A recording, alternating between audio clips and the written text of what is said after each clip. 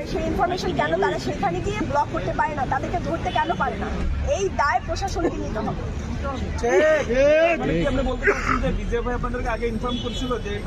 না, এগুলো কারা করে?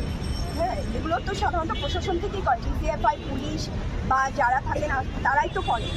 তো সেই জায়গা থেকে আমাদের যদি বারবার ইনফরমেশন আসতে পারে যে আপনারা হুমকির মধ্যে আছেন, তাহলে সেই জায়গাটা কেন ব্লক করা হচ্ছে না? যে কারা হুমকি দিচ্ছে সেটা অবশ্যই তারা জানলে কেন তারা ব্যবস্থা নিচ্ছেন না?